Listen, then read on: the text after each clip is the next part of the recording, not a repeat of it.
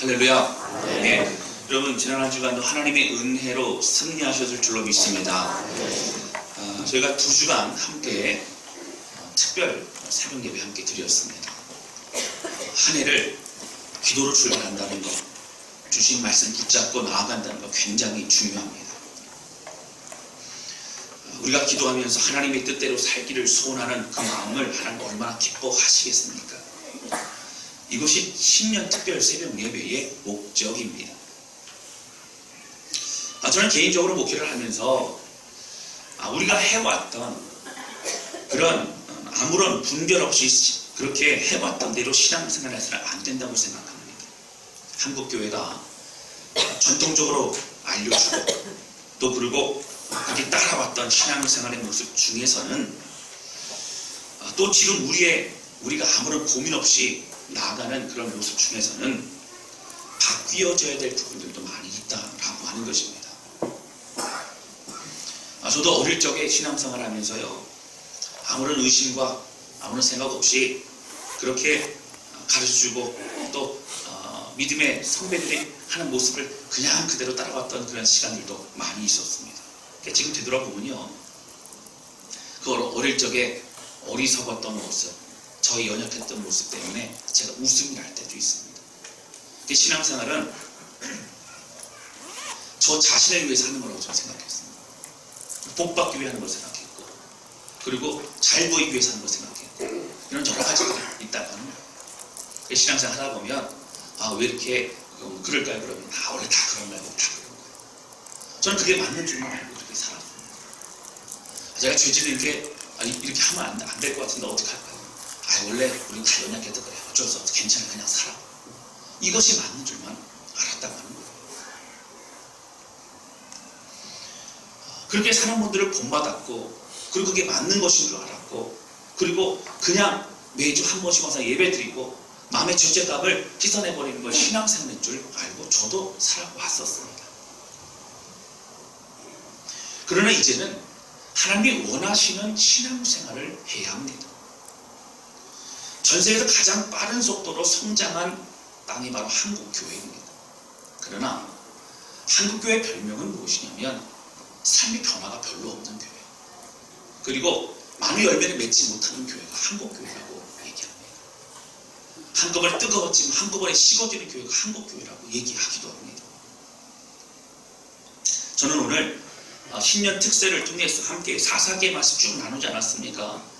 오늘 마지막에 결론적으로 그 말씀들을 마무리하는 시간 좀 가져오려고 합니다. 우리가 기존 한국교회에서 생각했던 그런 기독교 그리스도인의 어떤 정체성을 새롭게 하는 그런 마음을 가지고 이번 사사기 때 말씀 나눴었습니다.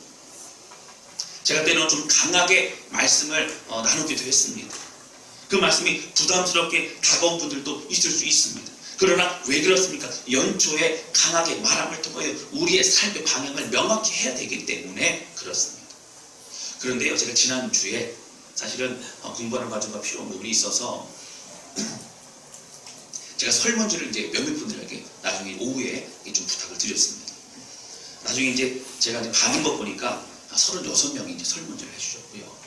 내용이 많지는 않습니다. 기초적인 부분은 있기 때문에요. 그 설문지의 내용은 그리스도인의 기독교 정체성에 대해서 얼마나 인식을 하고 있는가에 대한 그런 짧은 그런 설문지였습니다. 제가 그 설문지를 이제 분석을 하고 결과를 얻으면서 깜짝 놀랐습니다.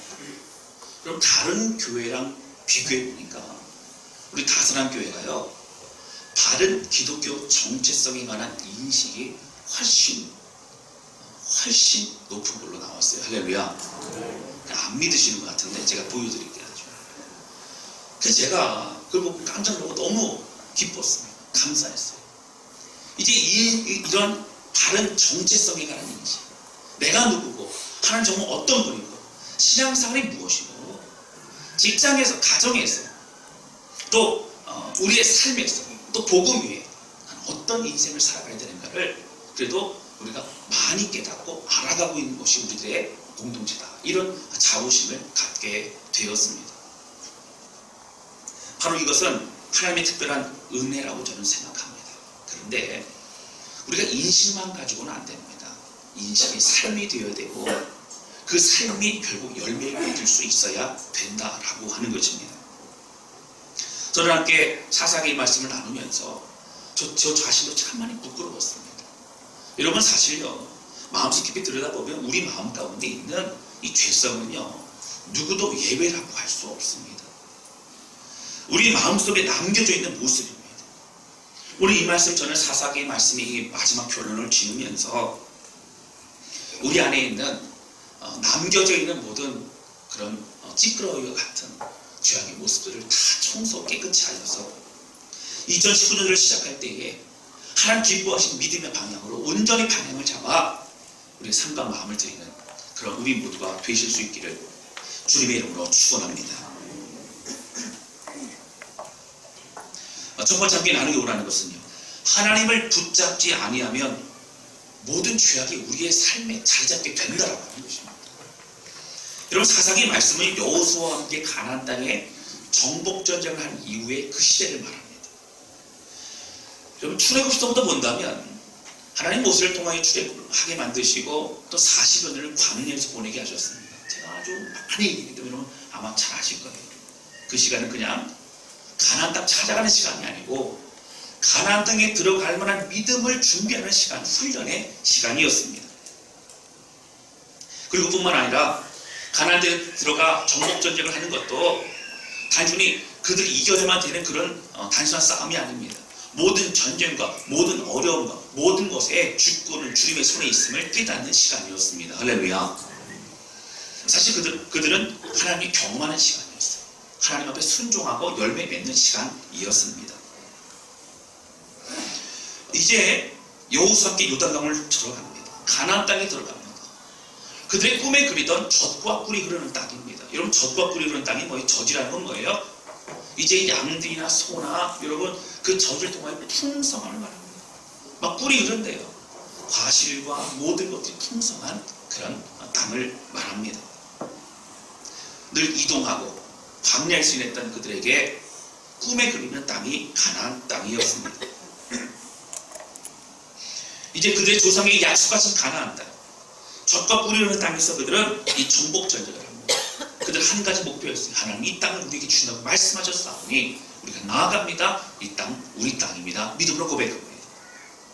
그럼 시간이 흘러가면서 요단 동편은 이미 모세와 함께 그 땅을 차지하고 요단 서편을 여호수아와 함께 그 땅을 정복합니다. 그리고 그 땅을 다 차지한 이후에는 지파별로 하나님의 명령 가운데 다 나누어 줍니다. 애굽서부터 시작했던 신앙 훈련과 모든 것들이 이제는 정착하여서 그 신앙 훈련대로 살아가면 되는 그런 귀한 시간이 찾아왔습니다. 여러분 이스라엘 백성은 민족 공동체입니다. 그래서 그들은 하나님의 땅, 하나님의 나라로 이루어가면 됩니다. 근데 문제는 뭐였어요? 그들의 자신들은 믿음으로 기도하며 나아갔지만 자녀들은 믿음의 양육을 하지 않았다고 하는 거예요. 그래서 그들이 살아있는 동안은 믿었지만 하나님을 섬겼지만 그 자녀의 세대의 믿음이 이어가지 못했던 것을 보게 됩니다. 그래서 그들은 고통이 있을 때에만 주님을 붙잡습니다. 그리고 고통의 시간이 흘러가면 다 주님을 멀리 주님을 도망가게 되는 그런 삶을 반복적으로 그들이 살고 있게 되었습니다. 고통의 문제를 해결하시는 그 과정 가운데서도 그들은 스스로 하나님이 나에게 역사하시는 은혜라고 그들은 고백하지 않습니다. 문제, 위기만 극복하는 것을 생각합니다. 나의 하나님으로 경험하지 못하고 있기 때문입니다. 여러분 이스라엘 백성들은 공동체적인 개념입니다. 그래서 한 사람이 죄악을 저질러도 공동체의 죄악입니다. 뿐만 아니라 이 공동체적인 개념은 하나님의 임재가 있고 하나님이 다스리는 그런 하나님을 예배하는 그런 공동체를 말합니다. 하나님은 부모 세대를 통하여 자녀 세대까지 계속적으로 이어지는 믿음의 공동체를 원하셨습니다. 여러분 지파별로 땅을 차지하게 됐다는 것은 이제는요 더 이상 싸울 게 없어요. 여러분 싸울 게 없다는 얘기 걱정 근심이 없는 겁니다. 걱정 근심이 없다는 얘기는 이제는 절호의 기회예요. 어떤 기회입니까? 다른 것에 마음을 빼앗기고 에너지를 쏟던 그것을 하나님께만 집중할 수 있는 절호의 기회입니다. 그러나 이스라엘 백성들은 그 절호의 기회를 이방 민족과 이방 신들을 섬기는 그런 마음으로 빼앗겨버립니다. 그리고 이방 신들을 들여와서 그들도 동일하게 이방 문화 가운데 음란하게 그렇게 이방신을 섬깁니다. 하나님 앞에 믿음을 보여줄 수 있기 위해서요. 여러분 사실 하나님께 집중할 수 있는 평화의 시대가 왔지만 그들은 하나님 바라보지 않습니다. 여러분 이것이 사사기의 전체의 내용입니다. 반복되는 내용입니다. 제가 지난 2주 동안 함께 나눴던 내용입니다. 사실 가장 은혜의 시간이 되어야만 되는 것이 사사기의 시대입니다. 하나님과 함께 에덴 동산과 같이 이제 가나안 땅 왔으니 그동안 훈련하던 믿음 가지고 하나님 찬양하고 하나님은 복 주시고 그 은혜 가운데 예배하며 온 공동체가 하나님과 함께 나아가는 아름다운 그런 시간을 가져야 합니다. 그러나 이스라엘 백성이 역사하게 되돌아보게 되면요, 가장 암흑의 시대는 언제인가? 성경학자들은 사사기 시대라고 이야기합니다. 가장 은혜의 시간이 가장 암흑의 시간으로 되었습니다. 어떤 분들이 그럴 수 있어요. 목사님, 이스라엘 백성 남유다가 망하고 막 포로로 끌려가고 그럴 때가 더 비참하지 않습니까? 여러분 아니에요. 하나님은 그들 가운데 소망을 가지고 계셨어요. 문제는 뭐예요? 사사기 시대는 이 모든 것을 누리고 하나님 마음을 드릴 수 있는 저로의 기회에 불구하고 하나님을 멀리합니다. 하나님을 가까이 하지 않습니다. 하나님과 단절되고 있다고 하는 거예요. 여러분 그동안 특세 기간 매일 새벽마다 이스라엘 백성들의 참혹한 모습과 또 우리 안에 감추어져 있는 그런 죄성에 대해서 함께 낱낱이 얘기하는 모습, 그런 시간이 있었습니다. 사실 아플 수도 있어요. 부끄러울 수도 있어요. 찔리는 게 있을 수도 있어요. 우리 마음 가운데 직접적으로 얘기하지 마시고 좋은 얘기, 또 격려하는 얘기, 잘 된다는 얘기만 하시면 얼마나 좋을까. 그런데 여러분 연초에 우리가 방향을 잡아야 되기 때문에 이 방향은 바른 하나님의 원하신 그 길로 나아가야 되기 때문에 우리가 어쩔 수 없이 이 문제를 깊이 생각해 보아야 된다라고 하는 것입니다. 그런 오늘 본문의 말씀, 오늘 주일날 나누는 이 말씀은 사사기 말씀 중에서도 계속 사사들의 이야기가 나오지만 사사 이야기가 아닙니다. 미가라고 하는 한 가정의 한 집안의 문제가 오늘 드러나 있는 것을 볼 수 있습니다. 여러분 왜 하나님은 사사기에서 이 한 가정 미가라고 하는 가정에 대해서 많은 지면을 두면 이렇게 말씀하고 계실까요? 이것은요, 이 미가라고 하는 집의 이 집안의 문제는 특별한 어떤 그런 존재의 어떤 두드러진 그런 가정의 모습이 아닙니다. 전체 이스라엘 백성들의 어느 누구나 동일한 그런 대표적인, 사실 어떤 가정 비슷한 그런 가정 중에 한 가정이 미가의 가정이었다고 하는 것입니다. 이 모습을 통해서 이스라엘 백성들의 평소의 가정 안에서의 그 삶과 그들의 인식에 대해서 신앙에 대해서 우리 살펴볼 수 있다고 하는 것이죠. 그럼 우리 미가에 대해서 한번 살펴보겠습니다. 1절 말씀 보세요. 여기 보시면 1절 우리 같이 읽겠습니다. 시작. 에브라임 산지에 미가라 이름하는 사람이 있더니 아멘. 여러분 사실 어느 사람을 소개하더라도 어느 지역이 누구다 이렇게 얘기합니다. 예수님만 해도 나사렛 예수입니다. 나사렛 지역에서 자라나셨던 고향이 나사렛인 사람이다. 근데 오늘 이 에브라임 산지라고 하는 내용을 보면 좀 중요합니다. 나중에 이게 제가 언급을 해야 되겠지만 이스라엘 백성들이 여호와의 법궤를 가지고 정복전쟁을 합니다. 그리고 여호와의 법궤를 두었던 장소가 어디였냐면 실로라고 하는 지역입니다. 그 실로라고 하는 지역은 계속적으로 그곳에 두고 하나님을 예배하고 섬기는 어떤 성지와도 같은 곳이 됩니다. 여러분 나중에 이 사사기 시대가 지나고 나서 사무엘의 이 시대가 찾아올 때에 그때 이 왕정시대 전이지 않습니까? 그때 보게 되어지면 왕정시대까지도 이어지지만 이 실로라고 하는 것 하나님의 법궤가 있는 곳이요 굉장히 중요한 의미를 가지고 있는 곳입니다. 그런데 그 실로가 바로 이 에브라임 산지에 있습니다. 이 성경학자는 사실 오늘 미가의 집이 아마도 실로 근처에 있었을 것이다 라고 추정합니다. 적어도 멀지 않은 곳에 있었던 것은 확실한 것을 우리는 알 수 있습니다. 2절 보시면 이렇게 나옵니다. 2절 같이 읽겠습니다. 시작. 그의 어머니에게 어머니께서 은 1000백을 잃어버렸으므로 저주하시고 내 귀에 말씀하셨더니 보소서 그 은이 내게 있나이다. 내가 그것을 가졌나이다 하니 그의 어머니가 이르되 내 아들이 복받기를 원하노라.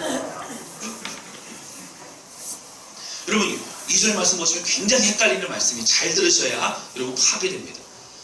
오늘 보니까요 미가의 어머니가 자신이 가지고 있는 전 재산 그 당시 은을 세겔이라고 이제 그 단위로 셉니다. 근데 1100세겔이 없어졌어요. 아마 전 재산이고 남편에게 받은 것이 뭔지는 모르지만 그가 가지고 있는 전 재산이 없어집니다. 그래서 그가 그 속상한 마음의 분노 가운데 아마 많이 욕을 했던 것 같아요. 막 저주했던 것 같아요.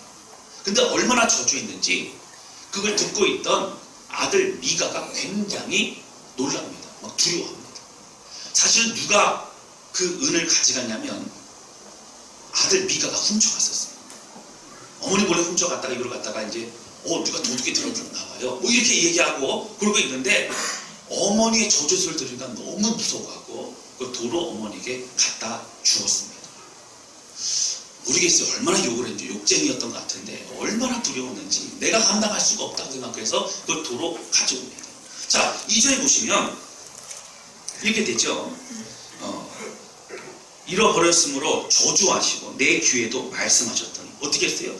그 저주하는 소리가 끊이지 귀에 들리니까 막 괴로운 거예요. 그래서 보소서 그 은이 내게 있나이다. 내가 그것을 가졌나이다. 사실 실토를 합니다. 자 여러분 가진 건 누가 가져갔어요? 아들이 가져갔어요. 그럼 어떻게 고향 놈 막 난리가 나고 막 해야 되는데 너는 집을 나가라 어떻게 하라 해야 되는데 그게 아니고 바로 뒤에 보세요. 그의 어머니가 이르되 뭐라고요? 내 아들이 여호와께 복받기를 원하노라 하노라. 그럼 이해가 되세요? 자 이런 겁니다. 어머니가 이 가져가자고 뭐 누구 10원 20원 막 얘기하고 막 그렇게 하다가 이제 이제 막 여호와 이름으로 저주를 했어요. 근데 아들이 그 돈을 가져오니까 지금 누구한테 저주한 거예요? 아들한테 저주한 거예요. 그러고 나니까 뒷감당이 안 되는 거예요. 그래갖고 하나님 우리 아들 축복하옵소서. 그 저주의 부분을 어떻게 상쇄하기 위해서 우리 아들을 어떻게 해서 축복해서 좀 어떻게 상쇄가 되면 어떻게 하겠나라고 그런 고민하기 시작합니다. 그러면서 축복하기 위해서 어떻게 했냐면 자신이 이제 없었다고 생각했던 1100세겔 중에서 200세겔을 가지고 은으로 신상을 만듭니다. 그 밑에 보시면 자 3절 보세요.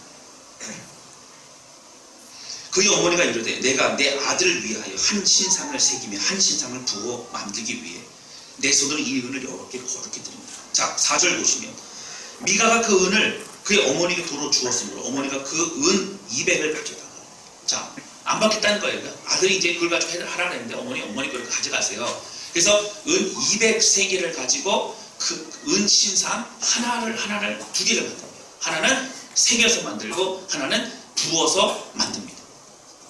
하나당 100세겔이죠. 여러분 이 신상이 얼마나 귀한 값어치를 가지고 있는 그렇게 한 것이냐면요. 나중에 뒤에 나오는데요. 그 청년 레위인이 막 방언을 하고 있는 레위인을 만납니다. 그러니까 이 집에 제사장을 좀 이렇게 들여놓고 싶은 거예요. 그래서 어떻게 했어요? 연봉 협상을 합니다. 연봉을 내가 주겠다고 얘기하죠. 그게 무엇이냐면 자 17장 10절 말씀 보세요. 미가가 그에게 이르되 내가 나와 함께 거주하며 나를 위하여 아버지와 제사장이 되라. 내가 해마다 은 10과 의복 한 벌과 먹을 것을 주리라. 자 여기 보시면 해마다 연봉이에요. 은 몇 개요?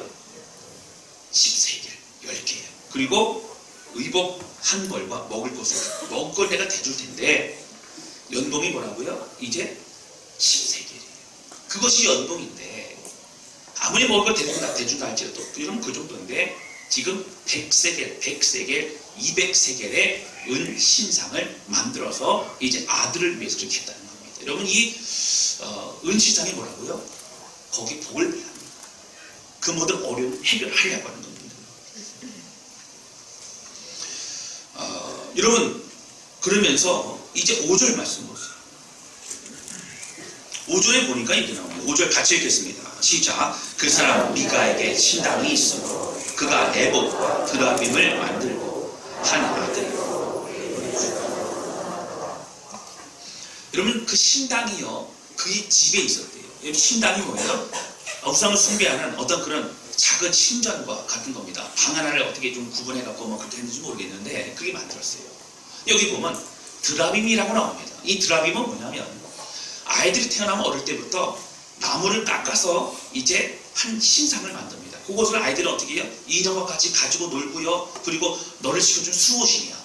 그들이 가지고 다니고요. 잠잘 때 무서울 때마다 끌어안고 자게 되고 이렇게 늘 평소에 늘 의지하고 했던 것이 바로 드라빔이라고 하는 그런 우상, 수호신, 신상이었다고 하는 겁니다. 거기에 드라빔을 막 여러 개를 갖다 놉니다. 에봇이 나옵니다. 에봇은 뭐냐면 제사장들이 입었던 옷입니다. 그 중에서도 에봇은 앞에 이렇게 판이 되어 있어요. 끈이 달려 있습니다. 앞에 판에 보면 12개의 그러한 이제 보석이 이제 박혀 있습니다. 여러분 잘 아시는 보석 뭐가 있을까요? 저는 보석 잘 몰라갖고 뭐 금은 뭐 잘 알지만 제가 아는 수준까지 루비, 사파이어까지 합니다. 근데 루비, 사파이어가 그 12보석이 박혀 있어요. 다 의미가 있습니다. 의미가 있어요. 근데 이것을 어떻게 가져와다가 집에 놓은 거예요, 신상에. 이건 뭐냐면 당시에 에봇이라고 하는 건 제사장들만이 입었던 옷입니다. 제사장이 이것을 입고 하나님의 영광을 드러내고 하나님 일을 감당했던 그들이 이제 에봇을 가지고 집에 왔다는 얘기는 하나님의 임재가 우리 집에 있다라고 하는 자랑하기 위해서 하는 겁니다. 그럼 그것은 제사장만이 소유할 수 있었던 거예요.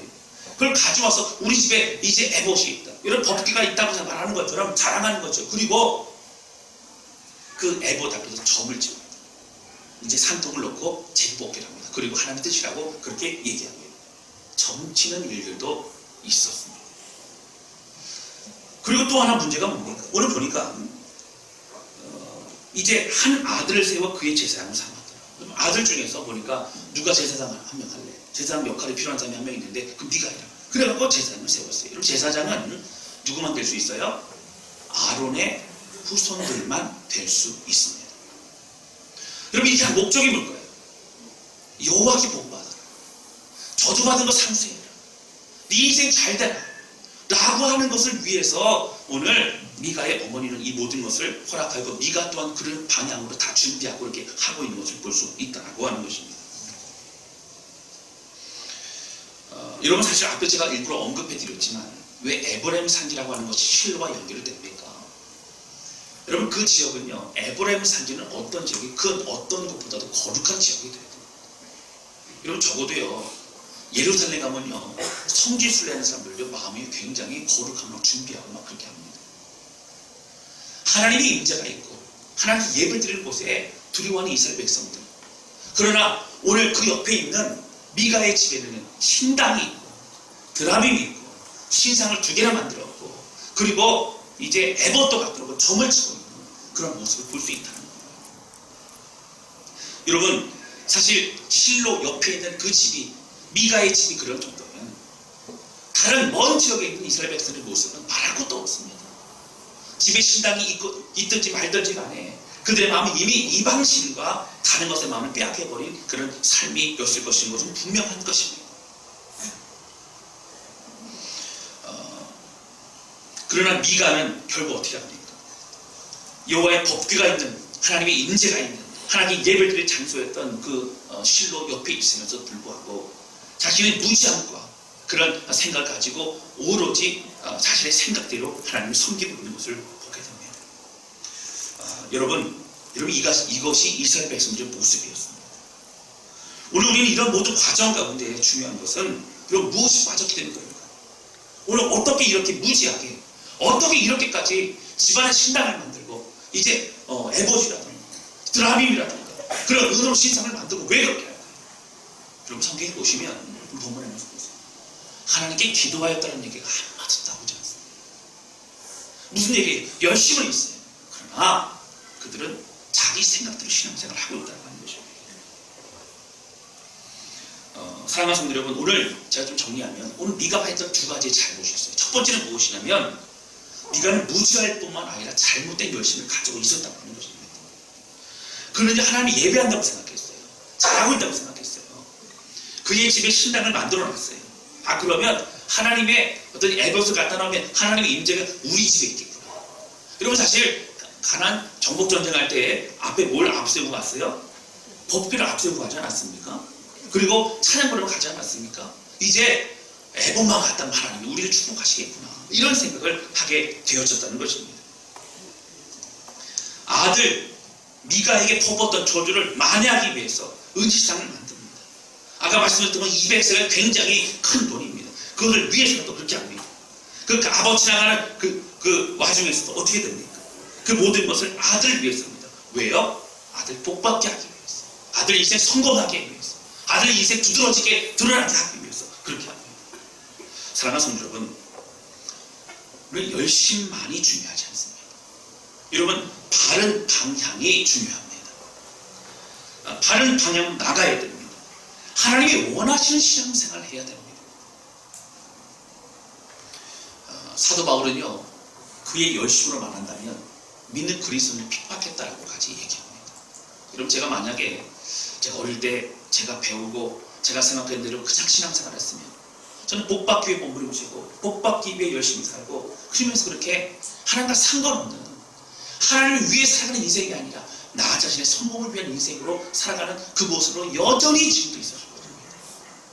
지금도 저의 모습이 부끄러움이 있지만, 그러나 방향 자체만 우리가 바로 세우고 다시 우리 삶을 드릴 수 있어야 된다라고 하는 것입니다. 자신의 생각과 판단과 경험이 다 옳지 않습니다. 여러분, 우리는 말씀에 계속적으로 우리 삶을 비추어 보아야 합니다. 그래서 매번 하나님의 뜻을 구해야 됩니다. 하나님, 내가 어떻게 하기를 원하십니까? 우리는 기도해야 합니다. 그럼 두 번째, 첫 번째 뭐라고요? 그는 이제 잘못된 열심을 가지고 있었다고 지금 말씀드렸어요. 그렇죠? 열심히 있어 지금 방향을 잘못 잡았다. 두 번째는 뭐예요? 미가의 가정의 잘못은 바로 오직 축복만을 바라는 기복신앙이었다고 하는 겁니다. 제가 앞에서 뭐 언급해드렸지만, 복받는 것 중에 인생 성공이 중요합니다. 그걸 위해서 모든 걸 이용합니다. 여러분, 사실 여러분, 미가의 집은 하나님 섬긴 게 아니에요. 미가의 집은 예배드린 게 아니에요. 수호신과 같이 하나님을 여겼어요. 많은 신 중에서 하나님은 우리를 붙잡아달라고 생각했어요. 자신의 아들에게 제사장이 되라고 하는 건 너무나 안타깝지만 전혀 하나님을 몰라요. 무조건 그냥 세우면 돼요. 그럼 미가는 아마 이제 다 됐다고 생각했을 거예요. 뭐가 다 됐을까요? 구성이 다 됐어요. 제사장도 있고 신상도 있고 뭐 드라빔, 에봇 이것저것 다 갖다 놨어요. 그러니까 어떻게 해요? 아, 다 됐다. 이제 제사장 아들 세웠으니까 이제 그렇게 예배드리면 이제 모든 것이 구성이 다 갖췄으니까 이제 축복받을 일만 남았겠구나, 이렇게 생각했다고 하는 것입니다. 사랑하는 성도들, 이 부분을 성경은 어떻게 말하고 있어요? 이런 삶의 모습을, 이런 이사벨 서것을 말하고 있어요. 6절입니다. 6절 같이 읽겠습니다. 시작. 그때 이스라엘에 왕이 없었으므로 사람마다 자기 소견에 옳은 대로 행하였더라. 아멘. 여러분, 여기 뭐라고요? 왕이 없었습니다. 그 당시에 다른 다 왕이 있었어요. 다 왕정 제도였어요. 그럼 이때만 왕국이었을까? 아니에요. 여러분, 그 전에 저 멀리 먼 시간을 되돌아보면 아브라함 때에도요, 왕정 때도 있어요. 이미 뭐 애굽에는 바로 왕이 있었고요. 조카 롯이 잡혀갔기 때문에 어떻게 했을까요? 북방에 있는 왕들과 전쟁을 벌이기까지 하지 않습니까? 작은 나라도 왕이 다 있었어요. 그런 주변에 다 왕이 있는데 그들이 왕이 없었어요. 여러분, 사실 왕정제도를 말씀하시는 게 아니에요. 왜 왕이 없다 그럴까요? 하나님을 왕으로 섬기지 않고 있는 그들의 모습을 주님은 말씀하시고 있다라고 하는 것입니다. 이미 그들의 인생 가운데 하나님 보여주셨습니다. 하나님을 섬기는 것이 가장 큰 은혜의 삶이라고 주님 말씀해 주셨습니다. 왕이라는 것은 무엇일까요? 왕으로 인정하지 않는다는 건 그분 다스림을 받아들이지 않는다는 거예요. 그분의 말씀대로 살아가지 않는다는 거예요. 순종하지 않는다는 것입니다. 여러분, 우리가요, 알고 있는데 행하지 않으면 우리는 종교생활입니다. 인식하고 있는데 따라가지 않으면 우리는 내 것이 아니에요. 내 믿음 아닙니다. 여러분, 한국교회가 왜 이렇게 뜨거웠지만 무너진다고 합니까? 알기는 잘 알아요. 여러분, 기도도 많이 해요. 근데 삶으로 우리를 주님이 드리지 못하고 있기 때문이라고 합니다. 머릿속에 있는 우리의 지식과 머릿속에 있는 우리의 말씀과 가지고 있는 것이 이제 마음으로 내려가 우리의 뜨거움이 되어지고 순종이 되어지고 삶이 되어지고 헌신될 수 있어야 된다고 하는 것입니다. 각자 자기의 옳은 생각대로 살아가고 있는 겁니다. 여러분 제가 말씀드렸죠. 우리가 예배를 드린다고 하지만 예배를 다 드리는 건 아니에요. 은혜 받으려는 것이 먼저가 되면 안 됩니다. 위로 받으려는 것이 먼저가 되면 안 돼요. 응답 받으려는 것이 먼저가 되면 안 됩니다. 우리 마음을 다해서 하나님께 참된 예배대로 주님을 올려드리면 하나님의 임재가 우리 가운데 임하시는 줄로 믿습니다. 그리고 예배 월십이라고 하는 뜻은 뭐예요? 부복하다는 거예요. 왕 앞에 모든 것을 다 부복하여서 엎드려서 그 주님만 높여드리는 그 예배입니다. 여러분 예배를 드렸다 하면 은혜 받고 안 받고 중요하지 않아요. 내 마음의 전심, 내 삶의 전심, 내 마음의 모든 내 모습으로 하나님 다 올려드리고 기뻐하고 찬양하고 주님만 높여드리는 것이 예배입니다. 할렐루야. 하나님 그런데 그곳에 임재하시는 거예요. 말씀하시는 거예요. 참된 예배를 먼저 전해드리면 여러분 응답도 있고요. 회복과 치유도 있고요. 하나님의 말씀도 있고요. 은혜도 있고요. 하나님을 만나는 놀라운 역사가 우리 가운데 계속적으로 이어지게 될 줄로 믿습니다. 여러분 이스라엘 백성의 모습은 뒤죽박죽이죠. 왜 그렇습니까? 그들의 왕이 없는 거예요. 하나님의 가르쳐 하나님 주신 말씀 엄연히 있어요. 이미 십계명도 있고요. 율법에도 다 있어요. 그러나 그들은 받아들이지 않고 있다는 거예요. 그래서 그들은 어떻게 했어요? 고통과 고난이 있을 때에만 다시 붙잡는 그런 어리석은 사이클을 반복하고 있다라고 하는 것입니다. 여러분 사실 오늘 6절의 말씀은요 여러 번 반복이 되는데 사사기 말씀의 가장 마지막 절인 사사기 21장 25절에 보면 똑같은 말씀이 있어요. 한번 쳐다볼까요? 사사기 가장 마지막 보세요. 사사기 21장 25절입니다.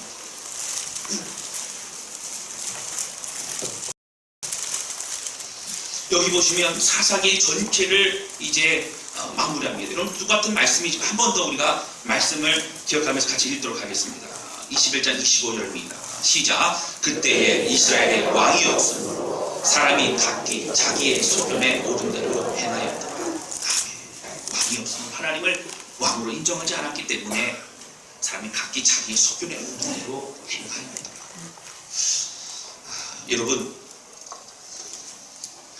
사사기 이후에 하나님은요 참 보면 이런 각자 자기의 소견에 옳은 대로 행하는 그들 가운데 하나님은 예비하십니다. 이스라엘 백성들을 그냥 내버려 두지 않습니다. 그러니까 정말 이런 참 구제불능이 많고 이 대책 없는 이 상황 가운데 하나님 다시 회복시키라니까 정말 기도로 준비된 사람이 필요했어요. 정말 말씀으로 준비된 사람이 필요했어요. 그 사람을 하나님은 태어나게 하십니다. 그가 누굴까요?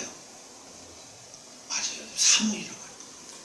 그러니까 사무엘이요 그 어머니 한나가 그냥 갑자기 보통 임신이 되고 그리고 그냥 낳게 되면 사무엘은 사무엘이 될 수 없어요. 그는 어머니의 자랑거리가 되는 평생 인생 살아야 합니다. 그런데 하나님이 사무엘을 예배해 두셔서 기도하는 어머니 내가 접해 드렸사오니 평생 내가 품에 안고 내가 젖을 먹이면서 말씀을 양육하고 너는 하나님의 사람이야. 너는 하나님의 사람이야. 라고 얘기하고 이렇게 기도하는 어머니가 될 수 있었다고 하는 것입니다. 여러분 한나는요 소명자였어요. 어떤 소명자예요? 아들 사무엘이 믿음의 길을 걸어갈 수 있도록 하는 소명자였어요. 성경에 많은 인물들이 나오지만 정말 한순간도 마음이 흔들리지 않고요. 주의 뜻을 벗어나지 않고 끝까지 모든 일들을 감당된 사람이 몇몇이 나옵니다. 그 중에 한 사람이 누구라고요? 사무엘이라고 해요.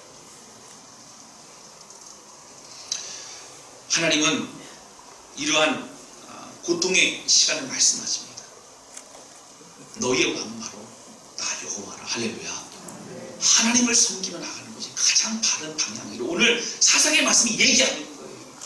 여러 사건들 있고 사사도 있고 막 그렇지만 하나님을 왕으로 모시고 섬겨 나가는 그 길이 가장 우리 삶이 중요한 방향이라고 성경 우리가 말하고 있다라고 하는 것입니다. 여러분 우리는 우리 삶을 되돌아봐야 됩니다. 저는 2018년도 보면서 또 지난 또 시간들을 바라보면서 우리 다산교회를 참 감사하고 너무 행복해요. 왜냐하면 여러분들 그래도요 삶의 변화가 있고요 열매가 있고요 여러분 그런 은혜들이 우리 가운데 있습니다. 할렐루야. 아멘을 안 한다는 의심한다는 얘기인지 아니면 자신을 용납하지 못한 얘기인지는 모르겠는데 이런 변화들이 있어요. 은혜가 있어요. 할렐루야. 옆에 사람 얼굴 보세요. 여러분 은혜가 느껴지십니까? 아니 아멘을 하셔야 되는데 은혜가 느껴지세요? 할렐루야. 여러분 변화가 있어요. 왜? 주께서 기뻐하시는 그 길로 나아가려고 하는 방향. 적어도 예수 믿는 것은 내가 하고 싶은 인생이 아니다. 예수를 따라가는 자기를 부인하고 날마다 자기의 십자가를 지고 쫓아가는 것임을 인식하고 나아가려는 것이 우리의 모습이라고 하는 것입니다. 할렐루야. 그러니까 여러분 오늘 제가 이 말씀 왜 드립니까? 2019년도 두 번째 주입니다. 여러분 우리가 방향을 잘 잡아야 됩니다. 열심도 중요하고 여러분 경력 축복합니다. 그런데 하나님을 우리의 왕으로 삼아 온전히 믿음의 길을 걸어가며 다른 것이 아닌 우리의 경험이 아닌 우리의 생각이 아닌 우리의 그냥 열심이 아닌 말씀의 은혜와 그 뜻대로 순종하여 나아가는 아름다운 열매 맺어 나가는 그런 우리 모두가 되실 수 있기를 주님 이름으로 축원합니다. 여러분 그래서 우리 성부영신 예배 드리면서 하나님 1년간 우리의 삶에 특별한 하나님의 은혜가 있었습니다. 말씀의 열매가 있었습니다. 우리의 삶이 힘들고 어려웠어도 우리는 사사시대가 아니었습니다. 우리는 믿음의 길을 걸어가는 시대였습니다. 고백할 수 있게 될 줄로 믿습니다. 하나님이 있어야 그 자리에 하나님을 모셔두지 못하면 오히려 그 자리에 죄악이 가득해집니다. 여러분 2019년도는요 말씀은 승리하자고 했어요. 그 말씀이 열매 맺는 건데요. 아까 제가 말씀드린 이스라엘 백성들은 공동체입니다. 공동체. 우리 함께 주님 앞에 열매 맺으며 나가야 됩니다. 할렐루야. 옆에 사람과 함께 나가야 돼요. 옆에 사람 뭐라고 말씀하시면 이렇게 말씀하면 좋겠어요. 집사님 우리 함께 끝까지 믿으며 걸어가요. 집사님 우리 함께 끝까지 믿으며 걸어가요. 같이 인사 나누겠습니다. 집사님 끝까지 함께 믿음의 길을 걸어가요. 끝까지 바른 방향으로 믿음의 길을 걸어가길 바른 방향으로 끝까지 믿음의 길을 걸어가길 여러분 그래서 오늘 말씀과 같이요 주의들을 찾고 찾아야 돼요. 기도하는 것은 내가 원하는 것만 구하는 거 아니에요. 하나님 내가 어찌하기를 원하십니까?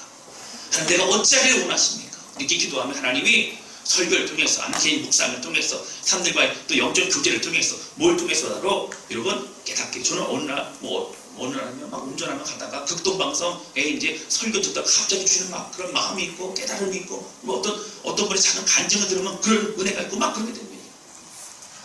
여러분 하나님 주시는 깨달음이 있다면 마음이 뜨거워져요. 할렐루야. 하나님 내가 어쩌길 원하십니까? 말씀을 기도할 때마다 주시는 그 하나님의 은혜를 경험하면서 믿음 안에 승리하시기를 주님의 이름으로 축원합니다.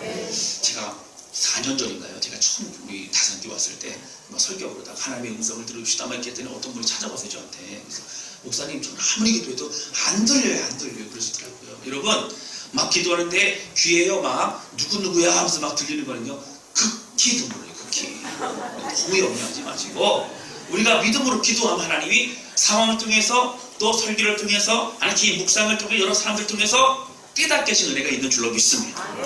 그래 안 들린다고 계속 귀를 후벼파지 마시고 구하세요. 그러면 깨닫게 하신 은혜가 넘치게 될 줄로 믿습니다. 바른 방향 가지고 믿음 안에 승리하며 나아가는 우리 모두가 되실 수 있기를 하나님은 우리 왕으로 섬겨 나아가는 우리 모두가 되실 수 있기를 주님 이름으로 축원합니다.